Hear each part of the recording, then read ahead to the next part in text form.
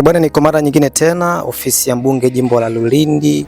Leo imetembelea Mnavila na hapa ni shule ya sekondari Mnavila. Hapa Mheshimiwa ndugu Issa Ali Mchungahela alipambana kuwapambania wananchi wa hapa mpaka zikaletwa shilingi milioni 560. So tuko hapa Mnavila kuja kujionea hali ya ujenzi jinsi inavyoendelea hapa, kuja kujionea namna ujenzi unavyoendelea, kuja kucheki kama kutakuwa na changamoto zozote, kama kutakuwa na issue yoyote ambayo inaendelea hapa, basi tuangalie ni namna gani inaweza hiyo issue ikasolviwa.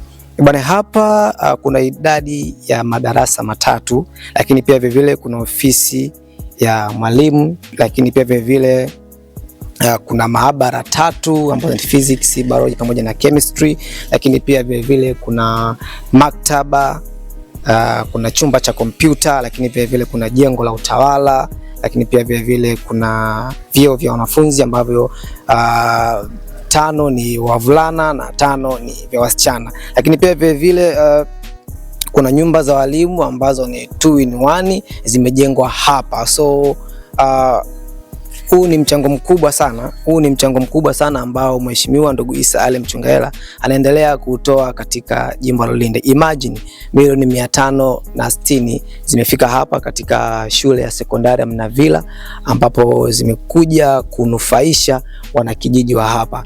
So tutakwenda kuwaonyesha namna ambavyo shughuli inafanyika hapa, tutakwenda kuonyesha majengo ya utawala, tutakwenda kuonyesha nyumba za walimu, tutakwenda kuonyesha maabara, tutakwenda kuonyesha maktaba, tutakwenda kuonyesha hali halisi ambavyo shughuli zinafanyika hapa katika shule ya sekondari Mnavila. So kama kawaida tunawaelekeza tu nyinyi ambao mnatufuatilia Lulindi Yetu TV, tunakuelekeza wewe ambao unafuatilia Lulindi Yetu TV, usisahau kutufuatilia na usisahau kusubscribe Lulindi Yetu TV ili upate kila habari itapokuwa inajiri. Lulindi Yetu TV itakuwa inaletea taarifa zote ambazo zitakuwa zinajiri katika jimbo letu la Lulindi. Tutakuwa tunaletea taarifa za miradi yote ambayo imetekelezwa katika jimbo letu la Lulindi. Katika sekta zote tutakuwa tunawapa taarifa.